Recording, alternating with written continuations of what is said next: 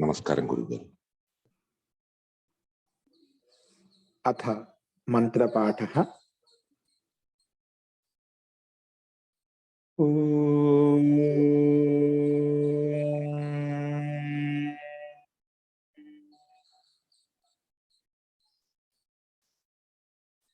సహనావవతు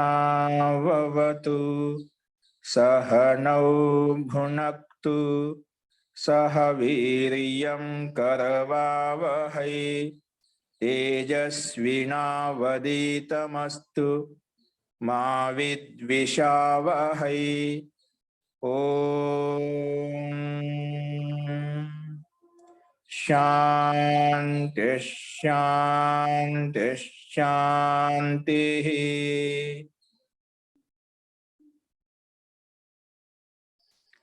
సర్వేభ్యో నమః. అందరికీ నమస్కారం అండి.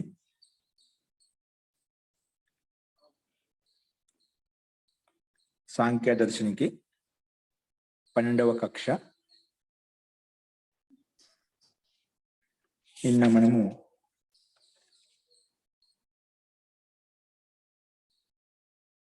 జీవాత్మ అనేది అవిద్య కారణంగా కూడా బంధింపబడదు అని చెప్పుకున్నాము. ముందుగా ప్రకరణం ఎక్కడి నుంచి వస్తుందంటే, మనకు జీవాత్మ అనేది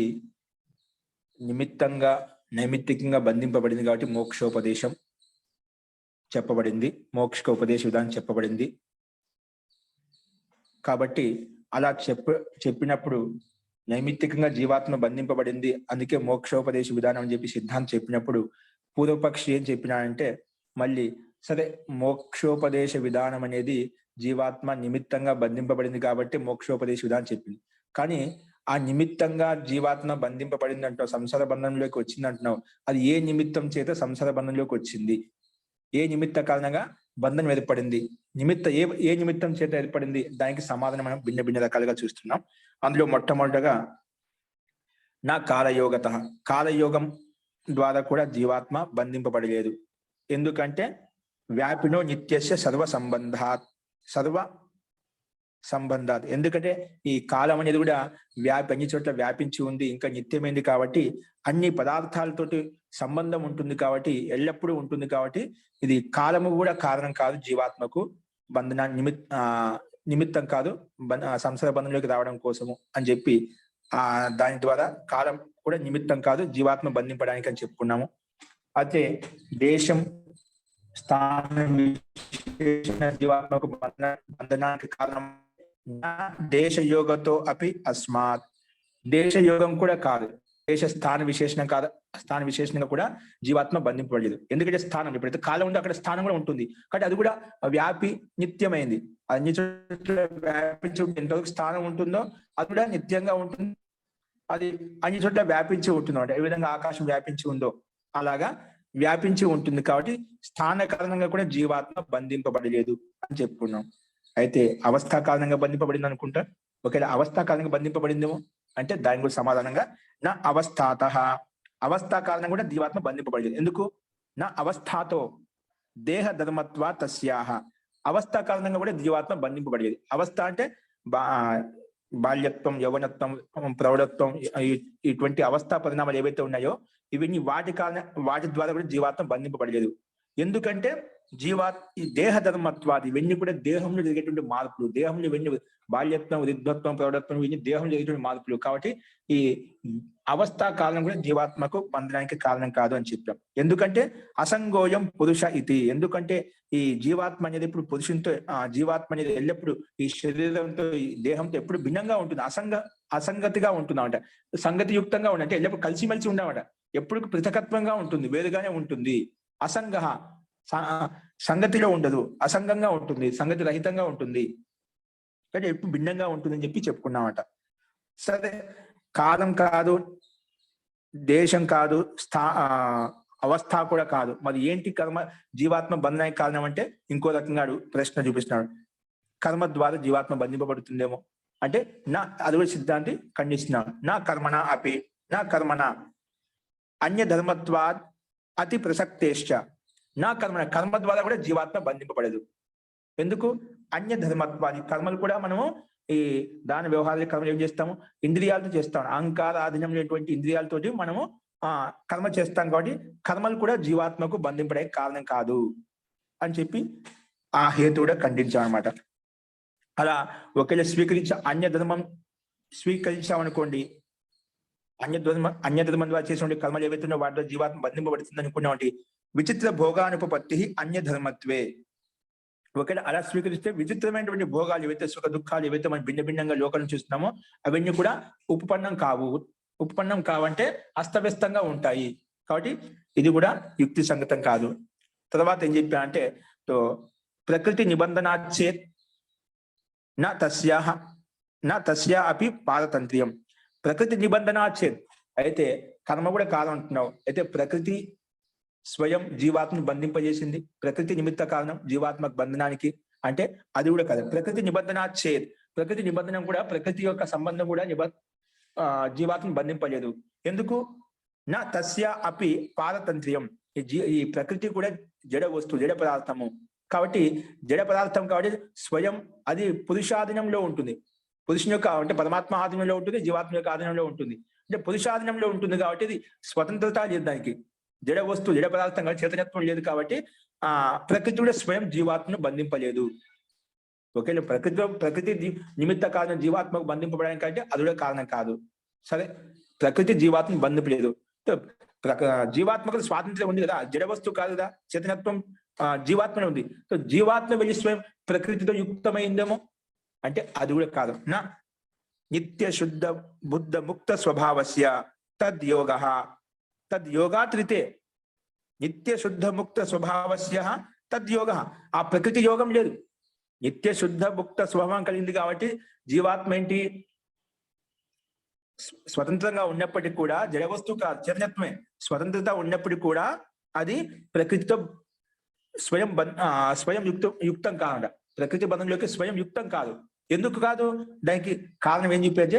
నిత్య శుద్ధ బుద్ధ ముక్త స్వభావం కలిగింది కాబట్టి జీవాత్మ నిత్యమైంది, శుద్ధమైంది, పవిత్రమైంది. ఇది బుద్ధ అంటే తెలుసుకునే సామర్థ్యం అందులో ఉందన్నమాట. నిత్యంగా ముక్త చెప్తే ఎప్పుడు ముక్తిని కోరుకుంటుందంట, మోక్షాన్ని కోరుకుంటుందన్నమాట. అటువంటిది స్వయం వెళ్ళి ప్రకృతి ఎందుకు యుక్తమవుతుంది? కాబట్టి నిత్య శుద్ధ బుద్ధ ముక్త స్వభావం కలిగింది కాబట్టి జీవాత్మ తద్యోగ, ప్రకృతి యోగంతో సంబంధం కాదు. కాబట్టి తద్యోగాత్రితే, ఈ యోగం కంటే కూడా ప్రకృతి యోగం కంటే భిన్నమైన ఏదో కారణం ఉంది. భిన్నమైన కారణం ఉంది, అది ఏదో మనం విచారిస్తున్నాం. భిన్నమైన కారణం ఏదో ఉంది, ఆ విషయంలో మనం నిన్న చెప్పుకున్నాము. ప్రకృతి కంటే భిన్నమైనది ఏంటి? సరే, ప్రకృతి కారణం చెప్పావు, జీవాత్మ కారణం చెప్పావు, రెండు కారణం చెప్పావు. మరి రెండు కారణం ఏంటి? సంకేత రూపంలో మనకు ఇదే సూత్రంలో భాషను చెప్పుకున్నాం. అవివేకమే దీనికి కారణం అని చెప్పి మనకు 55వ సూత్రం చెప్పబడింది. తద్యోగో అపి అవివేకాత్ నా సమానత్వం. ఎందుకంటే తద్యోగం అనేది, ప్రకృతి యోగం అనేది అవివేక. ప్రకృతి యోగం అంటే ఇక్కడ ప్రకృతి కాదు, ఉభయాధీనంగా తీసుకోవాలి. అంటే ప్రకృతి పురుషుగా బంధానికి కారణము అవివేకం అని చెప్పి మనకు సంకేతం చెప్పారు. అది అక్కడ చూద్దాము. ఇవి కూడా తద్యోగా తెలితే ప్రకృతి కాదు, జీవాత్మ కాదు బంధానికి. మరి ఏంటి కారణం? ఇంకా వేరే కారణాలు ఏంటివి? అవి మనం విచారిస్తున్నాం ఇప్పుడు. అందులో కూడా నిన్న 20వ సూత్రం చెప్పుకున్నాం. పూర్వపక్షం ఏమంటున్నా అంటే అవిద్యా కారణంగా జీవాత్మ బంధింపబడింది. ఏంటి? అవిద్యా కారణంగా జీవాత్మ బంధింపబడింది. అవిద్యానికి తాత్పర్యం ఏంటంటే అభావం. విద్యాయా అభావ అవిద్య. అవిద్య అంటే దానికి ఒక స్వరూపం అంటూ లేదు, ఒక రూపం అంటూ లేదు. అటువంటి రూపము జీవాత్మ బంధిస్తుందేమో అంటే నా అవిద్యాతో అపి అవస్తున బంధ అయోగాత్. అవిద్యాత అపి నా అంటే అవిద్యా కారణంగా కూడా జీవాత్మ బంధంలోకి రాదు, జీవాత్మ బంధింపబడదు. ఎందుకు? అవస్తున బంధ అయోగాత్. ఏదైతే వస్తువు కాదో ఆ వస్తువు కాని బంధనానికి కారణం కాదు. బంధ అయోగాత్, బంధము యుక్తి బంధానికి యోగ్యం కాదన్నమాట. అవస్తువు అంటున్నావు, అవస్తున్న యోగ బంధ యోగ నా. అవస్తువు అనేది ఏదో వస్తు రూపం లేదో, స్వరూపం లేదో, అది ఒక వస్తువును బంధం ఎట్లా ఉంటుంది? అవస్తున బంధ అయోగాత్. అవస్తువుకు బంధనం అనేది అయోగాత్, అది సంభవం కాదు. కాబట్టి ఏదైనా ఒక వస్తువు ఇంకొక వస్తువును బంధింపజేస్తుందట. అంటే దృశ్య పదార్థమే వేరే దృశ్య పదార్థాన్ని బంధింపగలుగుతామట. అది వస్తువే లేదా ఒక స్వరూపమే లేదా బంధించింది ఎలా ఉంటుందండి? కాబట్టి అపి అవస్థన బంధ అయ్యే అవిద్యా కారణం చేత కూడా జీవాత్మ బంధింపబడలేదు అని చెప్పి నిన్న ఇంతవరకు మనం చెప్పుకున్నాము. ఇందులో ఇంతవరకు చెప్పిన వాటిలో ఎవరికైనా సందేహం ఉంటే చెప్పండి. సో అన్ని జీవాత్మ బంధనానికి నిమిత్త కారణం ఏంటి అవన్నీ మనం వెతుకుతూ ఉన్నామండి. ఇప్పుడు అన్వేషణ చేస్తున్నామట, ఇది కాదు ఇది కాదు చెప్పుకుంటూ వస్తున్నామట. ఏ కారణం కాదు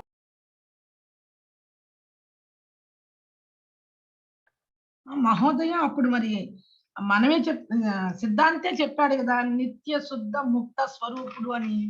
మళ్ళీ ఇక్కడ మళ్ళీ సిద్ధాంతే చెప్తున్నాడు అవస్తువు అది స్వరూపమే లేదు అని.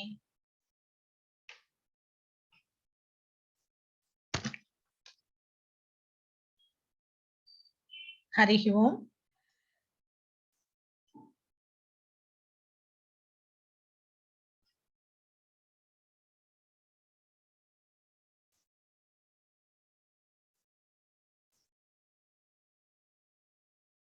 నిత్య శుద్ధ ముక్త అని చెప్పాం కదా మనమే. జీ సిద్ధాంతి చెప్పింది నిత్య శుద్ధ ముక్త స్వరూపుడు అని చెప్పారు కదా. మళ్ళీ ఈ సూత్రం స్వరూపమే లేదు అని చెప్తున్నారు మళ్ళీ ఇక్కడ. ఎక్కడ స్వరూపం లేదని చెప్పారండి? అదే ఆకారమే లేదు. ఒక వస్తువు ఉంటే గనక ఆకారం ఉంటే గనక అది హేతు ప్రస్తావించదంట. ఒకటి అక్కడ హేతు ఎందుకు చూపించాం? ప్రకృతి స్వయం జీవాత్మతో యుక్తం అవుతుందా అంటే ప్రకృతి స్వయం జీవాత్మ యుక్తం కాదు. ఎందుకు? అది జడ వస్తువు కాదు, జడ పదార్థం కాదు. స్వయం వెళ్ళి జీవాత్మ దగ్గరతో యుక్తం కాదని చెప్పాం. అది 18వ సూత్రం చెప్పుకున్నాం. ఎందుకంటే పరతంత్రత్వాది అది పురుషాధీనంలో ఉంటుంది. పురుషుడు కలిగిస్తే అది కలుగుతుంది కానీ ఏంటంటే ఒక జడ పదార్థం దానికి స్వయం చైతన్య శక్తి లేదు. అది కూడా కాదని చెప్పి సిద్ధాంతం ఖండించాడు. అయితే మళ్ళీ ఇంకో రకంగా చెప్తాడు పూర్వపక్షి. అయితే జీవాత్మకి స్వాతంత్ర్యం ఉంది కదా, జడ వస్తువు కాదు కదా. జీవాత్మ స్వతంత్ర శక్తి ఉంది, చైతన్యత్వం ఉంది. జీవాత్మ స్వయం ప్రకృతి యుక్తం అవుతుందేమో అంటే అది కూడా జీవాత్మ కూడా స్వయం ప్రకృతి యుక్తం కాదు. ఎందుకు కాదు? జీవాత్మ నిత్యమైంది, శుద్ధమైంది, బుద్ధమైంది, ముక్త స్వభావం. ఎప్పుడు ముక్తిని కోరుకుంటుంది. అది ముక్తి కావాలి, మోక్షం కాలం కోరుకునే ఎల్లప్పుడు ఆ ప్రకృతి యుక్తం ఎందుకు అవుతుంది? ప్రకృతి బంధనంలోకి ఎందుకు వెళ్తుంది? అలా కూడా కాదు. అది కారణం చూపించారు మనకు. ఇది అయిపోయింది. సరే, ఇది కూడా కాబట్టి తద్యోగాత్ రీతే ఈ ప్రకృతి కాకుండా జీవాత్మ కాకుండా భిన్నం ఏదో కారణం ఉంది. అంటే జీవాత్మ బంధించడానికి అన్య కారణం ఉంది. అన్య కారణం అంటే మళ్ళీ పూర్వపక్షి చెప్పాడు నా అయితే అవిద్యా కారణంగా బంధింపబడిందేమో. అవిద్య అంటే అభావం. అభావమే ఒక తత్వం ఉంది, ఒక వస్తు స్వరూపం ఉంది, అది బంధించింది. పూర్వపక్షి చెప్తున్నమాట. సిద్ధాంతం చెప్పడం లేదు కదా. అజ్ఞానం వలన అని చెప్పినప్పుడు అభావం అంటే అజ్ఞానం తీసుకోవద్దు ఇక్కడ.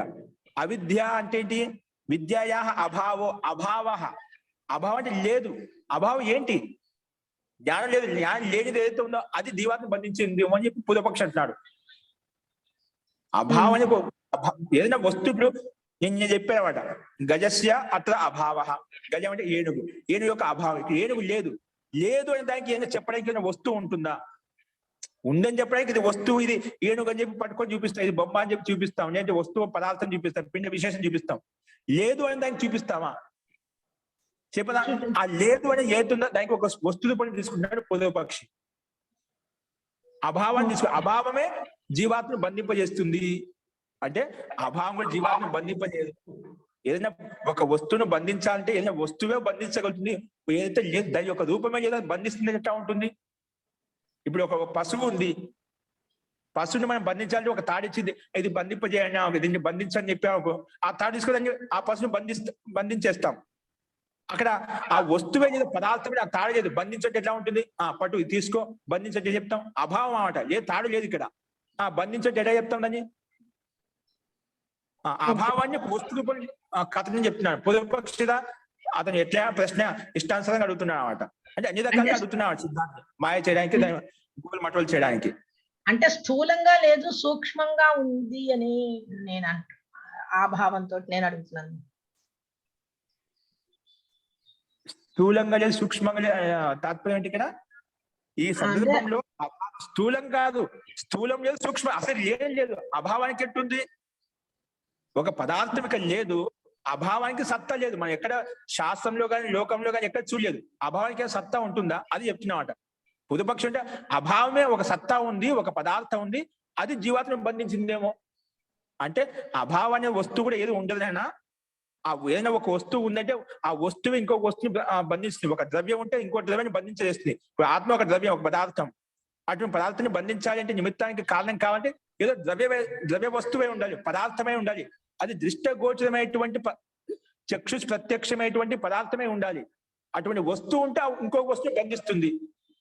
ఆ వస్తువే లేదు, అదే బంధించిందంటే ఎట్లా ఉంటుంది? అదే పూర్వపక్షి యొక్క కథనాన్ని నా అవిద్యాత, అవిద్య కూడా జీవాన్ని బంధింపలేదు. ఎందుకు? నహి క్వచిత్ అవస్తు వస్తు బధ్నాతి. ఏదో వస్తువు కాదు అది వస్తువును బంధింపలేదు.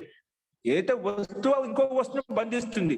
ఏదో వస్తువే కాదు, దానికి రూపమే లేదు, దానికి ఆకారం లేదు, రంగు లేదు, రూపం లేదు, ఆకారం లేదు, అది బంధించింది అంటున్నాడు ఎవరు? పూర్వపక్షి. రంగు రూపం ఆకారం లేకుండా వస్తువు బంధిస్తుందా? దాని అస్తిత్వం లేదు అక్కడ. ఏదైనా అస్తిత్వం ఉంటే బంధించిందంటే ఒక యుక్తిపూర్వకంగా ఉంటుందన్నమాట. అందుకే సిద్ధాంతి అది కాదు. ఏదైనా ఒక అవస్తువు అనేది వస్తువును బంధించదు, ఏదైనా వస్తువే ఇంకొక వస్తువును బంధిస్తుంది. వస్తువు నా బధ్నాతి, వస్తువును బంధించలేదు. ఎందుకు? కేనచిత్ వస్తున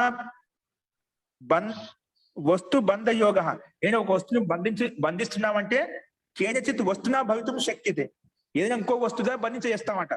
నా అవస్తు అయితే వస్తువే లేదో అది దాని ద్వారా బంధించలేము అని పూర్వపక్షి చెప్తున్నామట. వస్తువును అర్థమైందండి? వస్తువును బంధించలేమనేది సిద్ధాంతి కదా చెప్పేది. వస్తువు అవస్తువుని బంధించలేదు అనేది నా అవస్తు ఒక అవస్తు లేదు, అభావంగా ఏదైతే ఉందో అభావం అంటున్నాను ఇక్కడ. ఏదో లేదు అది లేదంటే అదే ఒక వస్తువును బంధించింది అని పూర్వపక్షి అంటున్నాడు. అలా లేనిది ఒక వస్తువును బంధించలేదండి. ఏదైనా ఒక వస్తువు ఉంటే ఇంకొక వస్తువును బంధిస్తుంది అని చెప్తున్నాం ఇక్కడ. అర్థమైందా? లేదు దానికి స్వరూపం లేదంట, రంగు రూపు ఆకృతి దాన్ని బంధిస్తుంది జీవాత్మ అని చెప్పి పూర్వపక్షి అంటున్నాడు. మరి లేనిది ఎలా బంధిస్తుంది? దానికి రూపమే లేదు, రంగు లేదు, ఆకృతి లేదు, ఆకారమే లేదు, అది ఎలా బంధిస్తుంది? ఒక వస్తువును ఒక పదార్థం బంధించాలంటే రూపవాని వస్తువును బంధిస్తుంది. పూర్వపక్షి రూపవాని వస్తువే కారణం రూపం బంధిస్తే ఎలా ఉంటుంది? ఒక పదార్థం సూక్ష్మంగా లేదు, అది అసలు సత్తా లేదు, దానికి సూక్ష్మంగా లేదు. అది పూర్వపక్షి ఆ విధంగా ఊహిస్తున్నా. లేకుంటే అది అభావ రూపంలో కూడా ఒక భావం కదా. విద్య అభావం అని చెప్పావు, విద్య ఏంటి? అభావము. ఆ అభావం కూడా ఒక సత్తా. ఇప్పుడు విద్య అనే జ్ఞానం ఆ లేనిది ఏదైతుందో అది కూడా అభావం కూడా ఒక సత్తా, ఒక పదార్థం అని పూర్వపక్షి చెప్తున్నమాట. ఓకేనా? ఆ రకంగా అభావంతో ఏదో బంధించలేదు, భావంతో ఏదో భావాన్ని బంధిస్తానని అభావంతో భావాన్ని బంధించలేము. ఇక్కడ వృక్షం లేదని చెప్పాం, వృక్షం లేదు ఇక్కడ. ఆ వృక్షం లేదన్నప్పుడు దానికి స్వరూపం లేదని దాని స్వరూపం చూపించలేము. వృక్షం అంటే ఈ రకంగా ఉంది, కొమ్మలతో ఉంది, శాఖలతో ఉంది, ఇంత విశాలంగా ఉంది చెప్తాం అన్నమాట. అక్కడ వృక్షం వెళ్ళినప్పుడు లేదని దాని స్వరూపం చూపించి లేదానికి స్వరూపం ఏముంటుంది? ఉన్నదానికి స్వరూపం చూపిస్తాను, లేదానికి స్వరూపం చూపించలేము. శూన్యంగా ఉంటుంది అక్కడ. శూన్యాన్ని ఏమైనా చూపించగలుగుతాం మనం? ఏం చూపించలేము. కానీ పొదుపక్షి అలా మాట్లాడుతున్నాం అక్కడ. పొదుపక్షి ఆ రకంగా మాట్లాడుతున్నా, అందుకే దానికి వ్యర్థత చూపిస్తున్నాడు పక్క సూత్రంలో. ఓకే, అస్తు. ఇంకొక సందేహం ఉందండి?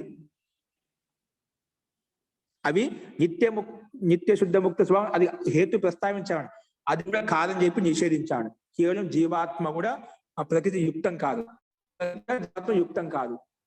యుక్తం అయితే ఎట్లా అవుతుంది? రెండు యుక్తం అవుతాయి, రెండు తీసుకోవాలి మనం. జీవాత్మ ప్లస్ ప్రకృతికి బంధన కారణం ఏంటంటే అవివేకమే బంధన కారణము. అవివేక కారణంగా జీవాత్మ యుక్తం అవుతుంది.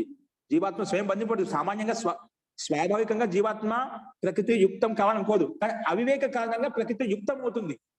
రెండు తీసుకోవాలి. అప్పుడు అక్కడ వేరుగా ఉభయపక్షంగా తీసుకోకుండా ఏకపక్షం తీసుకొని మనం కథనం చెప్తున్నామట. ఏకపక్షం తీసుకున్నప్పుడు కథనం కాదు. అందుకే అది అవివేకం అని చెప్పి మనకు లాస్ట్ అక్కడ చెప్తాడు 15-55 సూత్రంలో, అవివేక కారణంగా జీవాత్మ బంధింపబడింది అని చెప్పి. అది కేవలం మనకు టిప్పణిలో అలా చెప్పాడు. మనకి ఇక్కడ సిద్ధాంత కేవలం జీవాత్మ కూడా ప్రకృతి యుక్తం కాదు. మరి యుక్తం అవుతుందంటే అవివేక కారణం అని చెప్పి లాస్ట్ సిద్ధాంత పక్షం చూపిస్తాడు. అట్లా వీళ్ళు కాదని చెప్పుకుంటూ పోతున్నాడు. ఆ సిద్ధాంతం వచ్చి ఇంకా కారణం వివరించి చెప్తాడు అక్కడ. ఇది కాదు అని చెప్పేదా మళ్ళీ అవిద్య కారణంగా, అవిద్య అభావ ఏదైతే వస్తువు ఉందో దాంతో జీవాత్మ బంధింపబడిందంటే అది కూడా కాదు అని చెప్పి నిషేధించాడు. ఇప్పుడు అదే చూడండి మళ్ళా, ఇప్పుడు చెప్పాం కదా, అలా చెప్పిన తర్వాత పునః ఒకవేళ నువ్వు వస్తువు లేదు, దానికి స్వరూపం లేదు, ఒకవేళ వస్తువు అభావం కూడా భావంగా తీసుకున్నాం అనుకోండి. ఒక వస్తువు లేదు, లేదని ఉంది అని చెప్పి తీసుకున్నా అని లేనిదే ఉందిగా దాని స్వరూపం తీసుకుంటానట. ఆకృతి లేదు, ఇప్పుడు ఇక వృక్షం లేదన్నాం, వృక్షం లేని దానికి దాని స్వరూపం చూపించినాం. స్వరూపం లేకపోతే దాన్ని వస్తువుగా భావిస్తున్నాం, వస్తువు అని చెప్పి కల్పన చేస్తున్నాడా. ఊహనే కదా, కల్పన ఏమవుతుంది, ఎలాగైనా ఉంచుకోవచ్చు. ఇతో అందుకే ఒకవేళ పునః వస్తుత్వే, ఇది పైన సిద్ధాంతం చెప్పామట, ఆ వస్తువు ఏదైతే వస్తువు కాదో అది ఏదైతే వస్తువు కాదో అది వస్తువును బంధించలేదు. ఏదైతే వస్తువు ఏదైతే రంగు రూపం ఉంటుందో ఆ రంగు రూపం ఆకృతి ఉన్నటువంటి వస్తువే ఇంకొక రంగు రూపం ఆకృతి ఉన్నటువంటి వస్తువును బంధిస్తుంది. కానీ ఏదైతే రంగు రూప ఆకృతి అనేది లేదో అది ఇంకొక వస్తువు బంధింపలేదు అని చెప్పి సిద్ధాంతం చెప్పేశాడు. ఒకవేళ అనుకుందాం నువ్వు చెప్పినట్టుగా ఆ ఏదైతే రూపం లేదో ఆకృతి లేదానికి అది వస్తు రూపంలో స్వీకరించామనుకోండి, దానివల్ల హాని అంటే చెప్తున్నామట. వస్తుత్వే, ఒకవేళ నువ్వు పూర్వపక్షి అది వస్తువు రూపం తీసుకున్నావు అనుకోండి, దానివల్ల నష్టం ఏంటి, సిద్ధాంత హాని, సిద్ధాంతానికి హాని వస్తున్నాడు. మనకి శాస్త్రాల్లో సిద్ధాంతంలో ఏదైనా రంగు రూపు ఆకృతి కలిగినటువంటి రూపమైన వస్తువుకే దానికి సత్తా ఉంటుంది, కానీ రంగు రూపు ఆకృతి లేని దానికి సత్తా లేదని చెప్పి మనకి ఏ శాస్త్రం చెప్పలేదు. సత్తా లేని దానికి సత్తా ఉందని చెప్పి ఏ శాస్త్రం చెప్పలేమట. కాబట్టి వస్తుత్వే, అభావాన్ని కూడా వస్తు రూపంలో స్వీకరించామనుకోండి, వస్తుత్వే వస్తు రూపంలో స్వీకరిస్తే సిద్ధాంత హాని, సిద్ధాంతం హాని అవుతున్నట్టు. మన సిద్ధాంతానికే మనకి ఏవైతే శాస్త్రాలు ఉన్నాయో వాటి హాని కలుగుతున్నమాట. అదే విషయం చూశారు. చూడండి 21 సూత్రంలో సిద్ధాంత హాని ఏ రకంగా, వస్తుత్వే సిద్ధాంత హాని ఏంటి చూడండి. అవిద్యాయా వస్తుత్వ స్వీకారే, అవిద్య ఒక వస్తు రూపం తీసుకున్నాం. అవిద్య ఏదో విద్య కాదు అవిద్య అని చెప్పినాం. ఆ విద్య ఒక వస్తు రూపం తీసుకున్నాం అనుకోండి, ఒక పదార్థ రూపం తీసుకున్నాం అనుకోండి, వస్తుత్వ స్వీకారే, వస్తుత్వ స్వీకారే దార్శనిక సిద్ధాంత హాని భవతి. ఏంటి వస్తుంది, దాన్ని వస్తుత్వ రూపంలో స్వీకరిస్తే ఏమవుతుంది, దార్శనిక సిద్ధాంత హాని పోతుంది. మన దర్శన శాస్త్ర సిద్ధాంతం ఏదైతే చెప్పబడిందో, ఋషి మహర్షి చెప్పిన సిద్ధాంతానికి హాని కలుగుతున్నాడు, నష్టం, అదంతా వ్యర్థం అవుతున్నాడు, సిద్ధాంతానికి హాని కలుగుతున్నాడు. సిద్ధాంత హాని భవతి నహి క్వచిత్ దర్శనే అభావో వస్తుత్వేన స్వీకరితే. నహి క్వచిత్ దర్శనే, క్వచిత్ దర్శనే అంటే ఆర్ష దర్శన ఇక్కడ చెప్పాడు. నహి క్వచిత్ దర్శన అంటే ఇక్కడ దర్శన శాస్త్రంలో అంటే ఆర్ష దర్శన శాస్త్రాలు. ఆర్ష దర్శనం అంటే ఏంటి, ఇక్కడ ఆర్ష దర్శని శబ్దాన్ని బ్రాకెట్ ఏం పేరు, ఆర్ష దర్శని అని చెప్పాడు. ఆర్ష దర్శనం అంటే ఋషి ప్రోక్తమైనటువంటి గ్రంథాలను ఆర్ష దర్శనాలు అంటామండి. ఏం చెప్పాను, ఋషి ద్వారా ప్రణీతమైనటువంటి గ్రంథాలు ఏవైతే ఉన్నాయో వాటిని ఆర్ష గ్రంథములు అని అంటామంట. ఓకేనా. అట్లా ఋషి ద్వారా ప్రోక్తమైన ఆర్ష గ్రంథములు ఏవైతే ఉన్నాయో వాటిలో అక్కడ కూడా అభావాన్ని ఒక వస్తు రూపంలో స్వీకరించలేదు. అభావం కూడా ఒక వస్తువు, అభావం అనేది కూడా ఒక వస్తువు అని చెప్పి ఎక్కడ స్వీకరించలేదు, దర్శన శాస్త్రంలో ఎక్కడ స్వీకరించలేదన్నమాట. కాబట్టి స్వీకర్తం యుజ్యతే అనిక అలా స్వీకరించడానికి ఎప్పుడు సంభవం కాదు. కాబట్టి దర్శనం తు తదేవ స్వీకరి, కానీ దర్శనాలు ఏం స్వీకరిస్తాయి, దర్శనం తు తదేవ స్వీకరోతి యత్ ఖలు సత్తారూపేణ దృశ్యేత. దర్శనం అయితే మన దర్శన శాస్త్రం ఏది స్వీకరిస్తాయి, ఏదైతే సత్తా రూపంలో దృష్టి గోచరం అవుతుందో, చాక్షుష్ ప్రత్యక్షం అవుతుందో దాన్నే వస్తు రూపంగా స్వీకరిస్తాయన్నమాట. అదే వస్తు రూపంగా స్వీకరిస్తాయన్నమాట. ఏదైతే వస్తువు కాదో దాన్ని వస్తు రూపంలో స్వీకరించలేదు. కాబట్టి దర్శనంతో తదేవ స్వీకరవుతుంది, మన దర్శనాలు అవే స్వీకరిస్తాయి. యత్ ఖలు సత్తా రూపేణ దృశ్య, సత్తా రూపంలో భావాత్మకంగా ఏవైతే కనిపిస్తాయో వాటినే స్వీకరిస్తాయి. ఏవైతే జ్ఞానపథం ఆగచ్చేది, అదే మన బుద్ధి ద్వారా దాని యొక్క స్వరూపం ఆకృతి బుద్ధిగమ్యమే దాని యొక్క అర్థం మనకు అవగతం అవుతుందో, జ్ఞానపథం దాని విషయాన్ని ఇంకో రకం చెప్పాడు. జ్ఞానపథం ఆగచ్చేది, అది బుద్ధిగమ్యమే దాని వస్తువు యొక్క స్వరూపం మన జ్ఞానంలో బుద్ధిగతం అవుతుందో, కానీ అదే విషయం ప్రతిపాదిస్తున్నమాట. అదే తదేవ దర్శనేసే ప్రతిపాద్యం, ఆ విషయాన్ని ప్రతిపాదిస్తున్నమాట. అంటే సత్తాత్మకమైన పదార్థాన్ని స్వీకరించు అని చెప్పి విషయం ప్రతిపాదిస్తున్నాం అనుకో. అభావానికి కూడా భావత్వం ఉంటుందని చెప్పి మన దర్శనాశాస్త్రం చెప్పడం లేదు. కాబట్టి నువ్వు ఒకరి వస్తుత్వ రూపంలో స్వీకరించావంటే సిద్ధాంత హాని కలుగుతుంది. మనకు ఆర్ష దర్శనాలు ఋషి ద్వారా ప్రణీతమైన గ్రంథాలు ఏ గ్రంథాల్లో కూడా అలాగా అభావాన్ని కూడా భావం ఉంటుందని ఎక్కడ మనకు ప్రతిపాదించలేదు, ఎక్కడో చెప్పలేదు అన్నమాట. కాబట్టి సిద్ధాంత హాని కలుగుతుంది. అది నువ్వు చెప్పే కథనే వ్యర్థము. అభావానికి అభావాన్ని ఒక వస్తువు కాదు అని చెప్పి పూర్వపక్షి యొక్క విషయాన్ని కూడా ఇక్కడ ఖండించాడు. ఇది స్పష్టమైందండి.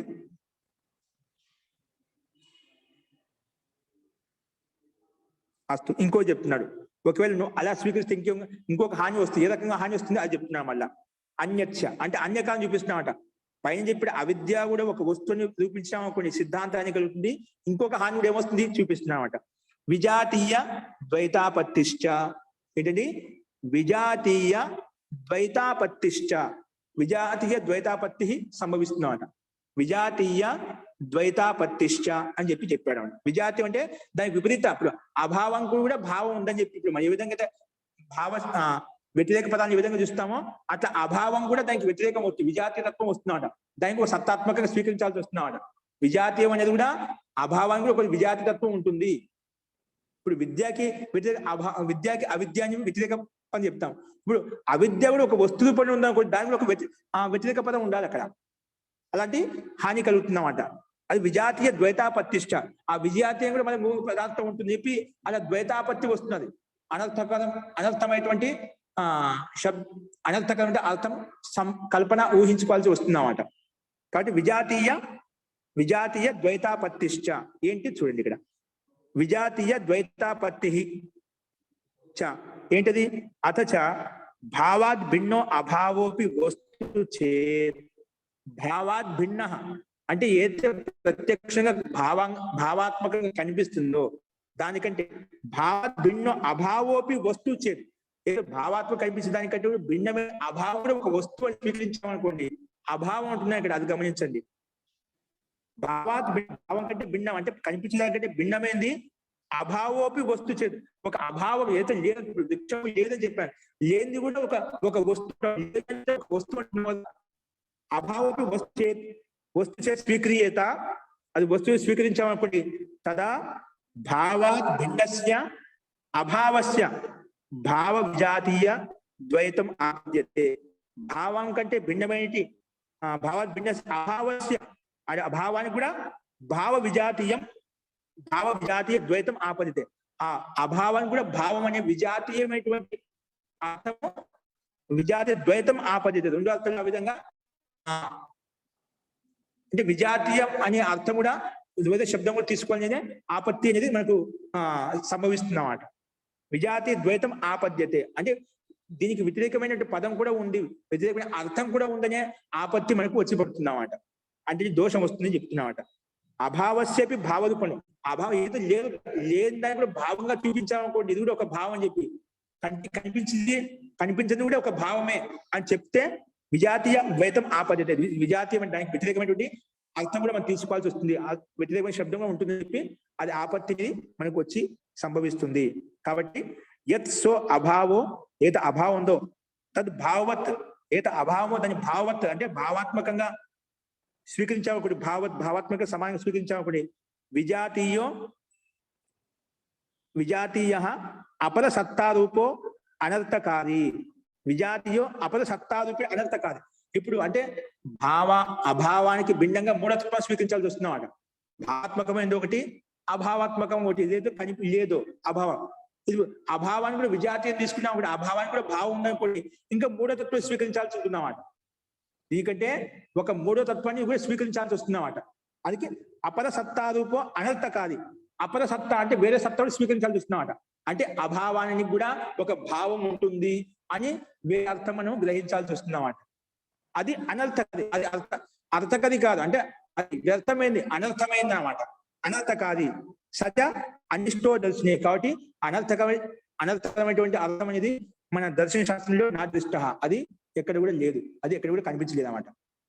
కాబట్టి అనర్థకాది సచ అనిష్ట దర్శనే, అది అనిష్టము, అనిష్టకరమేమో, అది దర్శన శాస్త్రం ఎక్కడ కూడా అలా చెప్పబడలేదు. కాబట్టి విజాతీయమైనటువంటి అభావానికి కూడా భావం ఉంటుందని చెప్పి మూడో తత్వాన్ని మనం స్వీకరించాల్సి ఉంటుంది. అపర సత్తారూపేణ స్వీకరించాల్సింది. అది యుక్తి సంగతంగా, అర్థకది కాదు, అంటే అనర్థము, అది వ్యర్థమైంది. అంటే ఇది యుక్తి సంగతంగా ఎక్కడ కూడా మన దర్శన శాస్త్రం చెప్పబడలేదు అని చెప్పి మనకు ఈ సూత్రం ద్వారా కూడా అటువంటి సమస్య విజాతీయం అంటే అభావానికి కూడా ఇంకొక భావం ఉంటుందని చెప్పి విజాతీయ తత్వం ఏర్పడుతుంది అన్నమాట. భిన్నతత్వము భిన్నార్థం తీసుకోవాల్సి వస్తుంది, ఆ సమస్య వస్తుంది చెప్పి సిద్ధాంతి ఇంకొక దోషం కూడా ఇక్కడ పరిగణించారనమాట. కాబట్టి దర్శన శాస్త్రం ఎక్కడ కూడా సిద్ధాంతానికి కలుగుతుంది. ఇంకా విజాతీయ ద్వైతాపత్తి వస్తుంది. విజాతి అంటే దానికి కూడా అభావం కూడా ఒక భావం ఉంటుందని విజాతి తత్వాన్ని కూడా మనం స్వీకరించాల్సి ఉంటుంది. కాబట్టి దోషయుక్తమైంది, ఎక్కడ కూడా మనకు దర్శన శాస్త్రంలో చెప్పబడలేదు అని చెప్పినాం. సరే అలా అని చెప్పిన యద్వా మళ్ళీ అంటే మళ్ళీ ఇంకో రకం ప్రశ్న అడుగుతున్నాడు. సరే స్వీకరించాడు, దాన్ని ఖండించిన తర్వాత దాన్ని ఏం మాట్లాడదు, ఇంకొక హేతు తీసుకొస్తున్నాడు, మాటికి ఇంకొక రూపం ప్రశ్న వేస్తున్నాడు పూర్వపక్షి. సరే అలా కాదు, విరుద్ధ ఉభయ రూపాచేత్. చూడు నెక్స్ట్ ఇక్కడ చూడండి 23, 24 రెండు ఒకే చోట ఉన్నాయి ఇక్కడ. యద్వా సరే అది కాదు, ఓకే అది మనం విజాతిత్వం మూఢతత్వం అనేది ఒకటి అనిష్ట ప్రసంగం వస్తుంది అంటున్నాం, దర్శన శాస్త్రం ఎక్కడ చెప్పలే అంటున్నాం. యద్వా అయితే ఇంకో ప్రశ్న పూర్వపక్షి చెప్తున్నాడు, విరుద్ధ ఉభయ రూపాచేత్. విరుద్ధ ఉభయ రూపాచేత్. సరే నువ్వు అభావానికి భావం చేయంటున్నావు, లేదండి అభావం లేదు ప్లస్ లేదు కూడా ఉంది కూడా, ఆ రకం మాట్లాడుతున్నాడు. విరుద్ధ ఉభయ రూపాచేత్ విరుద్ధమైంది. ఇప్పుడు ఏం చెప్పాము, భావ విద్యాయస్య అభావ విద్యాయా ఏంటి విద్యాయా అభావ అవిద్య అని చెప్పాం. విద్యాకి అభావమే అవిద్య అని చెప్పాం. అవిద్య కూడా ఒకటి ఉంది, అవిద్య యొక్క స్వరూపంలో ఒకటి ఉందని చెప్పి అక్కడ ఆ రకం ఒకవేళ ఉభయ రూప రెండు రకాలు ఊహిస్తే ఉంది లేదు కూడా. ఉంది అంటే అది కనిపించడం ఉంది, అది లేదు కూడా, అది రెండు రకాలుగా మాట్లాడుతున్నాడు. అది వస్తువు కూడా అది ఎట్లా ఉంటుంది అంటే పొదుపక్ష రకం మాట్లాడుతున్నామాట, ఏదో ఒక రకం కనిపించేయాలి, అతని ఏదో ఒకటి ప్రశ్న వేయాలి అంతే. విరుద్ధ ఉభయ రూపాచేత్ విరుద్ధంగా ఉంది, విరుద్ధమైందే కానీ ఉభయ రూప ఉంది కూడా లేదు కూడా. ఉంది కూడా లేదు కూడా ఎలా అవుతుందండి ఇది? కానీ పొదుపక్షం అలా మాట్లాడుతున్నాడు. ఉంది లేదు ఏంటి, ఏదో ఒకటి ఉందంటుంది లేదు లేదు ఉంటుంది, ఉంటుంది లేదు లేదు అంతే, రెండే ఉంటే కానీ ఉంది లేదు లేదు కూడా ఉంది అంటే ఎట్లా ఉంటుంది? కానీ పొదుపక్ష అలాగే మాట్లాడుతున్నాయి ఇక్కడ. విరుద్ధ ఉభయ రూపాచేత్ దానికి సమాధానం నా తాద్రిక్ పదార్థ అప్రతీతే. ఉంది లేదు లేదు ఉంది అంటే ఎట్లా ఉంటుందంటే నా తాద్రిక్ అలా లేదు, అలా కాదు, అది సంభవం కాదు. పదార్థ అప్రతీతే పదార్థం చూపించాలి కదా, పదార్థం ప్రతీతి కలగదు, అక్కడ అనుభూతి కలగదు అన్నమాట. అది యుక్తి సంగతం కాదు.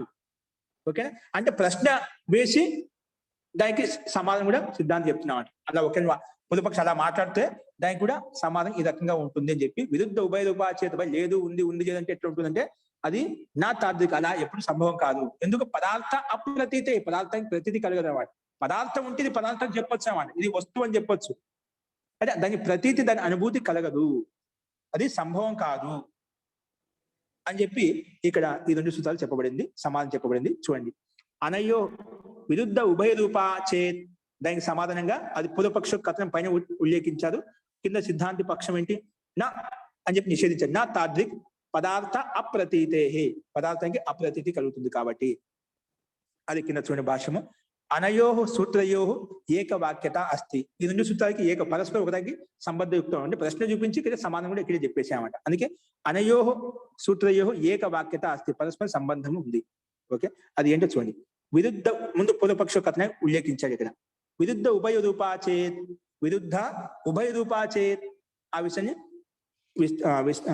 విస్తరించి చెప్తున్నారు ఇక్కడ. చూడండి, ఏది ఒకవేళ ఏది అవిద్య వస్తు అవస్తుభ్య విరుద్ధ. ఇది వస్తు కాదు అవస్తు కాదు ఏంటన్నా, ఇది వస్తువు కాదు అవస్తువు కాదంటే, ఇది వస్తువు కాదు అవస్తుగా ఎలా ఉంటుందని అది చెప్తున్నాడు. ఇది అవిద్య అనేది, అవిద్య యొక్క అర్థం చెప్తున్నాడు. అవిద్య అనేది వస్తు అవస్తుభ్యాం విరుద్ధ. వస్తువు కాదు అవస్తువు కాదు, విరుద్ధ. వస్తువు కాదు అవస్తు విరుద్ధమైంది అది అవిద్య. ఇది వస్తువు కాదు అవస్తు కాదు, విరుద్ధమైంది అవిద్య. ఎందుకంటే విరుద్ధమైంది అట్లా ఒక తత్వం స్వీకరిద్దాం, ఏం పోతుంది? ఇది భావం అభావానికి సత్తా లేని చెప్పావు, అభావానికి భావం కూడా లేదని చెప్తున్నాడు. అభావం భావం కానీ భిన్న సత్తా ఒకటి ఉంది, అలానే విరుద్ధమైన ఒకటి ఒక సత్తా ఉందని చెప్పి పొదుపక్ష దానికి అర్థం చెప్పడానికి ప్రయత్నం చేస్తున్నామాట. ఏం చెప్తున్నా చూడండి, యది అవిద్య వస్తు అవస్తుభ్యాం విరుద్ధ అంటే దాన్ని ఇంకొక రకంగా చెప్పాడు. నా వస్తు నాపి అవస్తు, అది వస్తువు కాదు, నా వస్తు నా అపి అవస్తు, వస్తు కాదని కూడా కాదు, అది వస్తు కాదు, వస్తువు కాదని కూడా కాదు, ఉంది, ఏదో ఒక తత్వం ఉంది, కనిపించింది మనకు, ఏదో ఒక తత్వం ఉంది అక్కడ. ఏంటి? నా వస్తువు కాదని చెప్పాడు. నా అపి అవస్తు, ఇక్కడ నాపి అవస్తు, వస్తువు కాదని కూడా కాదు అంటే వస్తు ఏదో ఉంది, లేదట ఉంది అంటున్నాడు. లేనిది ఉంది ఏదో ఒకటి తత్వం, అన్నిటికంటే భిన్నమైన ఒక తత్వం ఉంది అని పూర్వపక్ష ఆ రకంగా ప్రయత్నం చేస్తున్నాడు.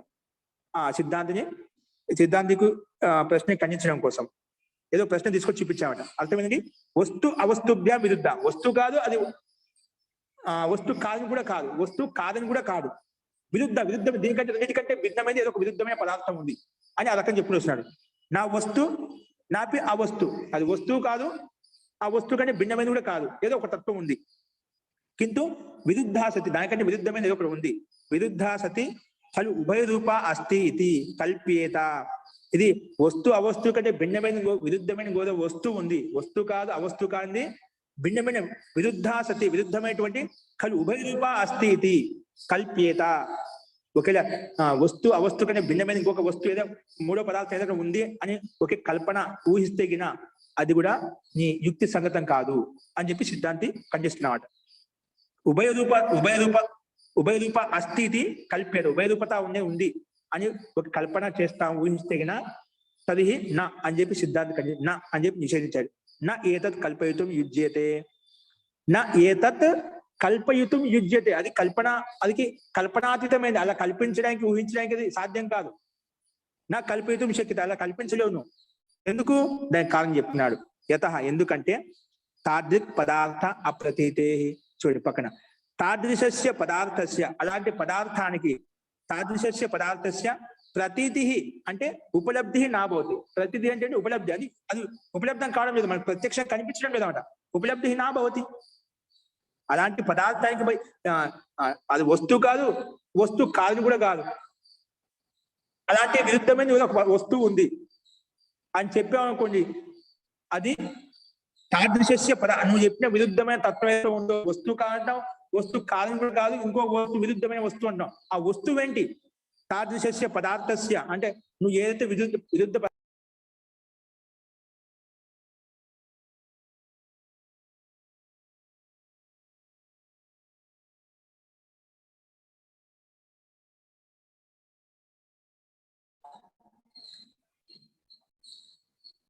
తాదృశస్య పదార్థస్య ప్రతీతి అంటే ఉపలబ్ధి నాభవతి. ఉపలబ్ధి అనేది మనకు కలగదు, ఉపలబ్ధి అనేది ఉండదు. ఉపలబ్ధి అంటే మనకు కనిపిస్తే దాన్ని స్వీకరించవచ్చు. ఆ ఉపలబ్ధి పదార్థం ఉందంటే దానికి ఉపలబ్ధి చూపించాలి కదా. అది ఉపలబ్ధి లేదంటే ప్రత్యక్షం కనిపించడం లేదు. మనకు చక్షు మన కంటి ప్రత్యేకమైన చక్షుల ద్వారా ఇంద్రియ ప్రత్యక్షం కావడం లేదన్నమాట. కాబట్టి తాదృశస్య పదార్థస్య ప్రతీతి అంటే ఉపలబ్ధి నా భవతి. ఎందుకు? కేనాపి ప్రమాణిన ఉపలబ్ధి నా భవతి, కేనాపి ప్రమాణిన. వేరే ప్రమాణం ద్వారా కూడా సరే, మనం సూక్ష్మ యంత్రాల ద్వారా లేదా భిన్న భిన్న పరికరాల ద్వారా మనం ఆ వస్తువు ఉన్నది చూద్దామంటే అది కూడా వేరే ప్రమాణం చేత ఆ వస్తువు కానిది, ఆ వస్తువు కంటే భిన్నమైంది ఏదైనా పదార్థం ఉందని చెప్పి మనకు కేనాపి ప్రమాణేన, ఏ ప్రమాణం చేత కూడా అది ఎక్కడ కూడా స్వీకరించబడలేదు, ఏ ప్రమాణం లేదు. కాబట్టి నువ్వు విరుద్ధ ఉభయ రూపాచేత వస్తు అవస్తుభ్యాం విరుద్ధ. వస్తు కాదు, ఇది వస్తువు, ఇది వస్తువు కాదు, వస్తువు కాదని కూడా కాదు, భిన్నమైన విరుద్ధమైన ఇంకొక వస్తువు ఉందనుకున్నాం అనుకోండి, అది దానికి ఉపలబ్ధి కలగటం లేదు. ఉపలబ్ధి కలుగుతుందని చెప్పి కేనాపి ప్రమాణేన నా స్వీకృత, అది ఎక్కడ కూడా ఉపలబ్ధి వేరే ప్రమాణం ద్వారా స్వీకరించబడిందో అలా కూడా కాదు. కాబట్టి నువ్వు చెప్పిన కథనం యుక్తి సంగతం కాదు అని చెప్పి సిద్ధాంతి దాన్ని ఖండించండి. అస్తు, అర్థమైందండి? ఈ 23వ సూత్రం 24వ సూత్రం అర్థమైందా? ముందు వస్తు అవస్తు కానిది ఇంకొక వస్తువు విరుద్ధమైన వస్తువు, అది వస్తువు కాదు, అది వస్తువు కాని తర్వాత వస్తువు కాని ఇంకొక వస్తువు విరుద్ధమైన పదార్థం ఉంది అని పూర్వపక్షి చెప్తే లేదండి, ఆ వస్తువుకి ప్రతిదీ కలగాలి కదా, ఉపలబ్ధి లేదు. ఆ ఉపలబ్ధి అవుతుందని చెప్పి కేనాపి ప్రమాణేనా అది కూడా మనకు కనిపించదు, ఏదైనా ప్రమాణం స్వీకరించబడుతుందా అది కూడా కాదు. కాబట్టి యుక్తి సంగతం కాదని చెప్పి సిద్ధాంతి ఖండించారన్నమాట. ఉభయ రూపంగా వస్తు అవస్తు అనేది ఏమి ఉండదు అయినా, ఉంటే పదార్థము ఉపలబ్ధితో యుక్తమైనటువంటి వస్తువే పదార్థం ఉంటుంది కాబట్టి కంటికి గోచరమైనటువంటి పదార్థం ఉంటుంది, కానీ అదే ఉపలబ్ధం అవుతుంది. లేనిది ఉన్నది కంటే లేదు ఉంది లేదనే దానికి సత్తా అంటూ ఏది ఉండదు, విరుద్ధమైన పదార్థం అంటే ఏది ఉండదు. కాబట్టి అది యుక్తి సంగతం కాదు, ఏ ప్రమాణం స్వీకరించబడలేదు అని చెప్పి నిషేధించారు. ఇప్పుడు మళ్ళీ చూడు, ఆ విషయం చెప్పిన తర్వాత అక్కడ ఆగిపోయిందన్నమాట. పూర్వపక్షం అంటాడు పూర్వపక్షత్వేన పునరుచ్యతే, మళ్ళీ పూర్వపక్షం మళ్ళీ హేతు తీసుకొని వస్తున్నాడు. ఓకే, ఇంకొక రకంగా హేతు కారణం చూపిస్తున్నాడు పూర్వపక్షి. ఏ రకంగా చూపిస్తున్నాడు చూడండి. పూర్వపక్షత్వేన పునరుచ్యతే. పూర్వపక్ష ద్వారా వేరే దృష్టాంతాన్ని ఇక్కడ చూపిస్తున్నాడు అనమాట. గమనించండి స్లైడ్ మీద.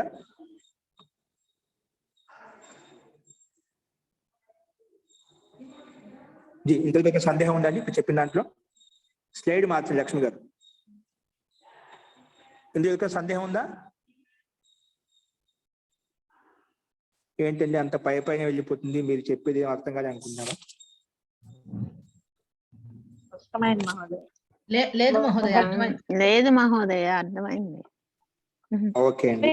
చూడు మళ్ళీ పూర్వపక్ష జీవాత్మను అంటే ఏదో ఒక రకంగా ఈ నిమిత్తం చేత బంధింపబడి ప్రయత్నం చేస్తున్నమాట. ఈ కారణం చేత బంధింపబడింది అని ఏదో ఒక రకంగా దాని జీవాత్మ నిమిత్త కారణం చూపిస్తున్నాడు. ఈ కారణం చేత బంధింపబడి చెప్పి, ఈ కారణం చేత బంధింపబడింది దానికి ఇది కాదు ఇది కాని చెప్పి సిద్ధాంతం దానికి సమానం చెప్పుకుంటూ వెళ్ళిపోతున్నాడు. ఇప్పుడు ఇదంతా చెప్పిన తర్వాత కూడా అవిద్య ద్వారా జీవాత్మ అవిద్య అంటే అభావమైనటువంటి వస్తువుతో జీవాత్మ బంధించలేము. ఎందుకంటే అవిద్య కంటే ఒక సత్తా అంటూ ఉండదు, సత్తా అంటూ ఏది లేదు. దానివల్ల సిద్ధాంత హాని కలుగుతుంది. ఇంకా విజాతీయ తత్వాన్ని కూడా మూడో తత్వాన్ని స్వీకరించాల్సి వస్తుంది. నువ్వు ఇది వస్తువు కాదు కాదని కూడా కాదు, ఇంకోటి వస్తువు ఏదో ఉంది అంటే అది కూడా మనకు ప్రత్యక్షంగా కనిపించే ప్రతిదీ కలగదు. కాబట్టి ఇది యుక్తి సంగతం కాదు. సరే అది కాదు. చూడండి ఇంకో చెప్తాను. నెక్స్ట్ సూత్రం చెప్పారు. నా వయం షట్ పదార్థాది వాదిన వైశేషికాదివత్ అని 20 సూత్రంలో మళ్ళీ పూర్వపక్షి ఇంకొక రకం చూపించాడు. చూడండి. నా వయం షట్ పదార్థాది వాదిన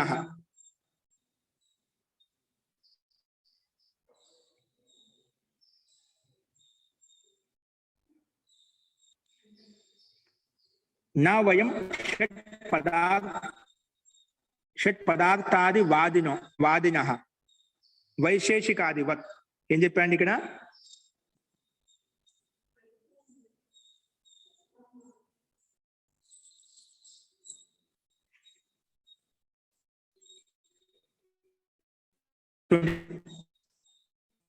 వయం షట్ 25వ సూత్రం గమనించండి.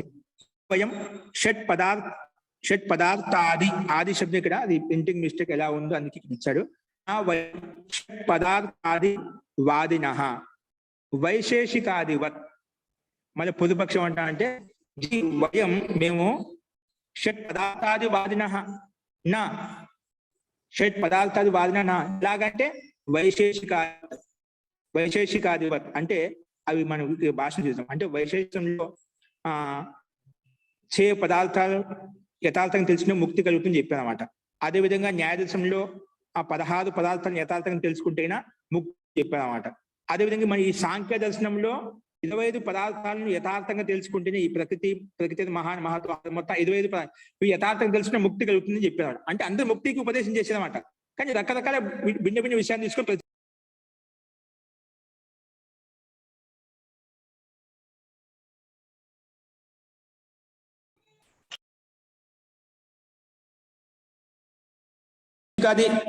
శాస్త్రాల్లో అన్య మహర్షులు వైశేషిక దర్శనాల్లో అన్య మహర్షులు దీంట్లో చే పదార్థాల ద్వారా ముక్తి కలుగుతుంది, 16 పదార్థాల ద్వారా 25 పదార్థాల ముక్తి కలుగుతుంది.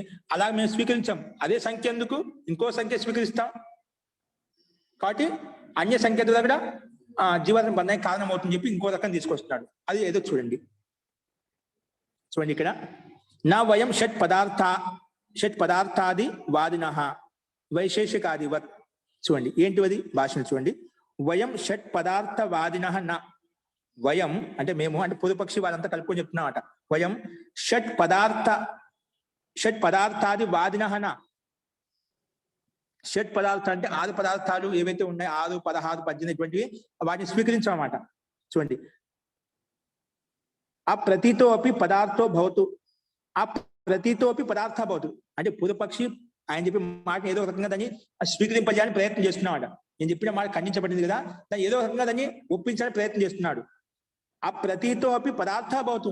ప్రతిది కలగలేదు నీకు, అది ప్రత్యక్షంగా అభావం అనేది ఒక వస్తువు ఉంది, పదార్థం, దానికి విరుద్ధమైన పదార్థం అని చెప్పి పూర్వపక్షి చెప్పాడు. పూర్వపక్షి అప్రతీతి చెప్పాను. దానికి పదార్థ అప్రతీతే, పదార్థం ప్రతీది కలగడం, ఉపలబ్ధి కలగడం లేదని చెప్పాము. అక్కడ సిద్ధాంతి చెప్పాడు పదార్థ అప్రతీతే పదార్థానికి ప్రతీతి కలగడం అనేది ఏ ప్రమాణం చేత అని చెప్పామట. సరే, అప్రతితోపి పదార్థ భవతు, ఏదైతే ప్రతీతం కావడం లేదో, ఏదైతే ఉపలబ్ధం కావడం లేదో అదే ఒక పదార్థంగా భావించు. ఏమవుతుంది? ఇది స్వీకరించడం కదా. ఎలాగంటే ఇప్పుడు వాళ్ళు 6 పదార్థాలు 18 పదార్థాలు ఏ విధంగా స్వీకరిస్తుందో అవి ఎందుకు స్వీకరించాలి? దానికంటే భిన్నం కూడా ఎక్కువ తీసుకోవచ్చు కదా. అదొక అంటే పూర్వపక్షాన్ని ఒప్పించే ప్రయత్నం చేస్తున్నాడు పూర్వపక్షి. ఆ ప్రతితో అవి పదార్థ భవతు, ఎంత ప్రతీతం కావడం లేదు అది కూడా పదార్థంగా భావించు. ఏతో ఎందుకంటే వయం షోడశ పంచ వయం షోడశ పంచ వింశతి పదార్థవాదినో నా స్మః. ఏంటండి? వయము షోడశ పదార్థ నా స్మః అని చెప్పాడు ఇక్కడ. అంటే వయం మేము, షట్ అంటే 6 పదార్థాలు, షోడశ అంటే 16 పదార్థాలు, పంచవింశతి పదార్థవాదిన నా స్మః. మేము ఇక్కడ 6 వైశిక దర్శనంలో 6 పదార్థాలు స్వీకరించబడ్డాయి, న్యాయ దర్శనంలో 16 పదార్థాలు, ఇదే విధంగా ఈ సాంఖ్యలో 20 పదార్థాలు 25 పదార్థాలు ఏవైతే స్వీకరించబడ్డాయో అలా మేము స్వీకరించాం. అలా మేము స్వీకరించాం. పూర్వపక్ష చెప్తున్నాడు పదార్థ అలా వాళ్ళు ఈ విధంగా వాదించారో, ఈ విధంగా కథనం చెప్పారో అలా మేము దాన్ని స్వీకరించడం. నా వాదిన నా స్మః అంటే షోడశ పదార్థాలు వాదులు ఏ విధంగా స్వీకరించబడా అలాగా మేము స్వీకరించడం లేదు. ఎందుకు?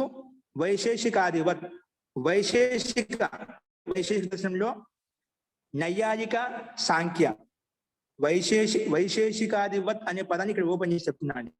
వైశేషికాది అంటే వైశేషిక, నైయాయిక అంటే న్యాయశాస్త్రం, సాంఖ్య ఇవ అంటే వైశేషికంలో న్యాయంలో సంఖ్యాకి సమానంగా ఎలాగంటే తై వాళ్ళ ద్వారా అంటే కనాద మహర్షి ద్వారా, మహర్షి గౌతమ్ ద్వారా, మహర్షి ద్వారా తై వాళ్ళ ద్వారా షోడశ పంచవింశతి సంఖ్యాకాః పదార్థాः నియమ్యంతే. వాళ్ళు వైశేషిక దర్శనంలో 6 పదార్థాలు ద్వారా ముక్తి కలుగుతుంది. న్యాయ దర్శనంలో మహర్షి గౌతమ్ 16 పదార్థాలు తెలుసుకుంటే ముక్తి కలుగుతుంది. అదేవిధంగా సాంఖ్యాన్ని 25 పదార్థాలు కదా ఇవి యథార్థంగా తెలుసుకునే ముక్తి కలుగుతుంది చెప్పి ఒక నియమం చెప్పామట. వింశతి సంఖ్యాకాః పదార్థాः నియమ్యంతే, అక్కడ నియమించదు కదా, అలాగా ఆ నియమాన్ని మనం అనుసరించాం.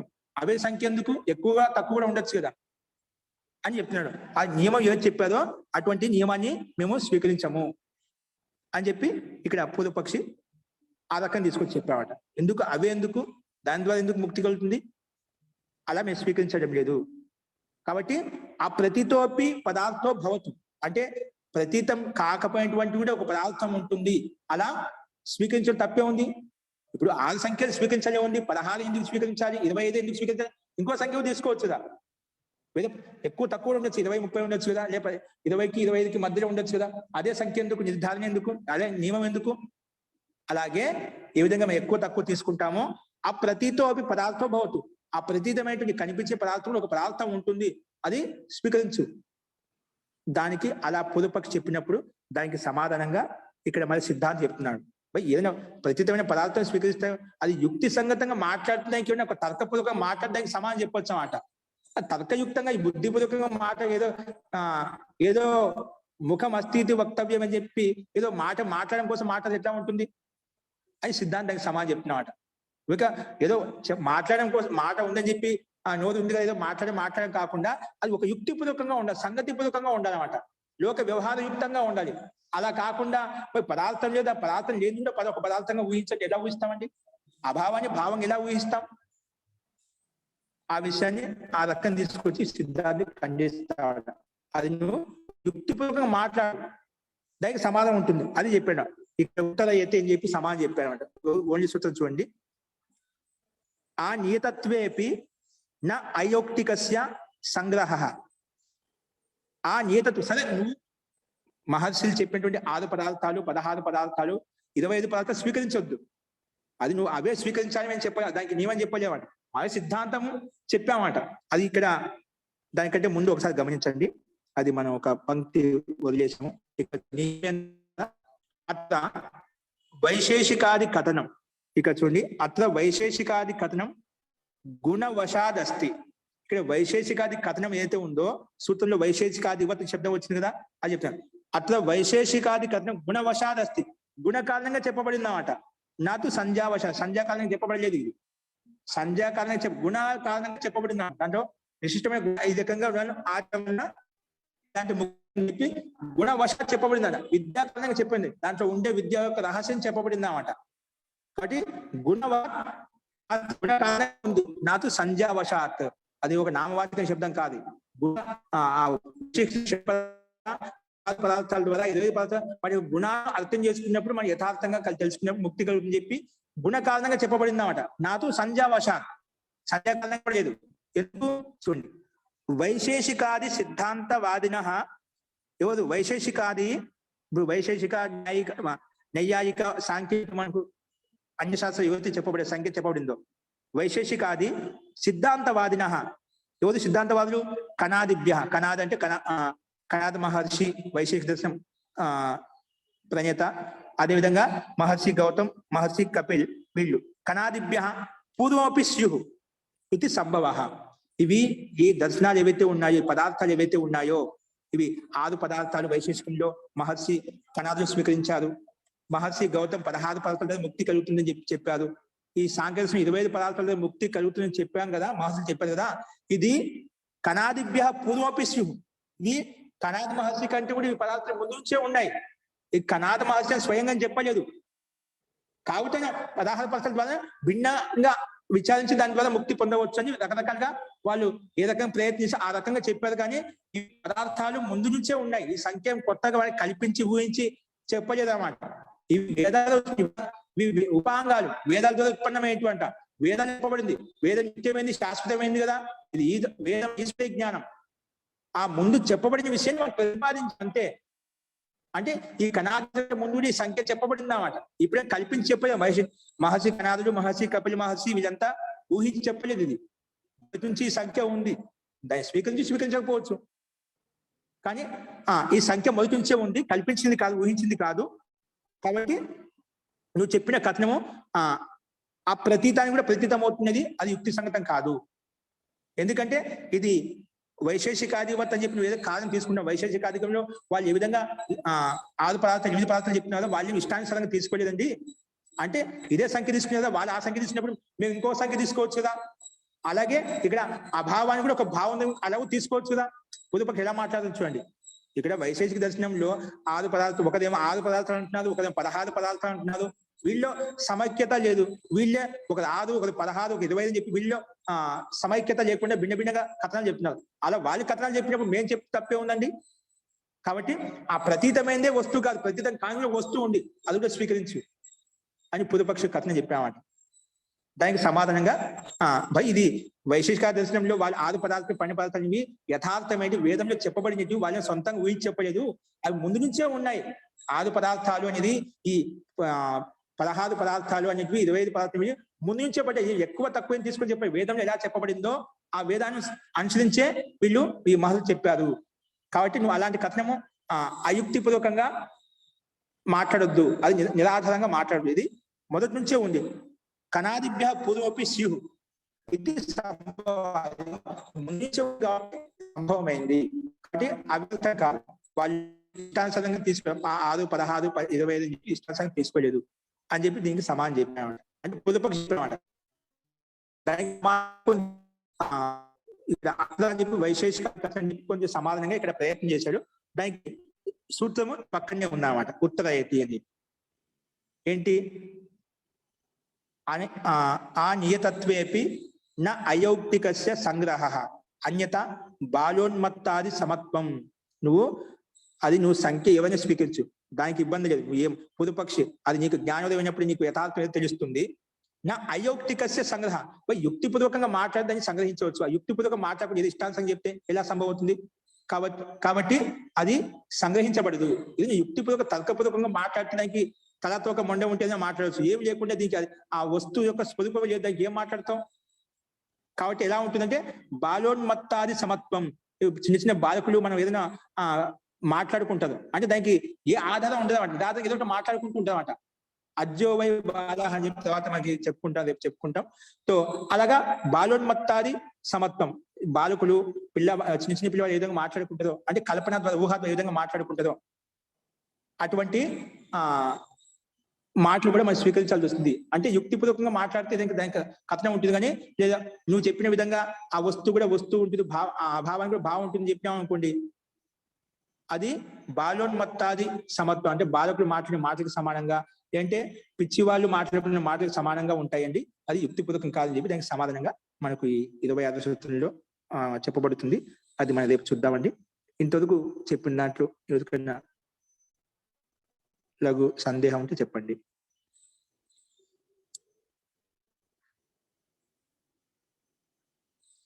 ఓకే అండి, అది ఒకసారి విచారించండి, తెలుస్తుంది. కాబట్టి పూర్వపక్షి చూడు రకరకాలుగా అంటే అన్ని రకాలు మనం ఏదైనా లోక వ్యవహారం చూస్తుంటామండి. పూర్వపక్షి మనకు ప్రశ్నించే వాళ్ళు రకరకాలుగా రకరకాలుగా ఉంటాయి. ఏదో ఒక రకంగా ఆ సిద్ధాంత హాని కలిగించాలని, అట్లా మన లక్ష్యం వైపు వెళ్తుంటే దాన్ని ఏదో ఒక రకంగా కింద పడగొట్టాలని రకరకాలుగా ఉంటామంట. అంటే పూర్వపక్షి ఎన్ని రకాలుగా ఎత్తుచేయచ్చు అన్నమాట. అంటే మనం అన్ని రకాలుగా జాగ్రత్త, ఎవరు ఎట్లా వచ్చింది దానికి ఏది సమాధానం చెప్పాలి, దానికి సమాధానం పూర్వపక్షి చెప్పినటువంటి ప్రశ్నలకు సమాధానంగా యుక్తిపూర్వకంగా సిద్ధాంతాన్ని ప్రతిపాదించుకుంటూ సిద్ధాంతి వెళ్తున్నాడు. అవి ఇంకా చాలా ఉన్నాయి కారణాలు. ఇది కాదు నా ముఖ్య అవివేకం ఏ రకంగా అని చెప్పి మనకి దాన్ని అక్కడ ప్రస్తావిస్తాడు. అది చూద్దామండి. అస్తు. ఇంకా ఏమైనా సందేహాలు అంటే రేపు చూద్దాము. మంత్ర పాఠ. నమస్తే మహోదయ. సర్వే భవంతు సుఖినః, సర్వే సంతు నిరామయాః, సర్వే భద్రాణి పశ్యంతు, మా కశ్చిత్ దుఃఖభాగ్ భవేత్. ఓం శాంతి శాంతి శాంతి. సర్వేభ్యో నమః. అందరికీ నమస్కారం అండి.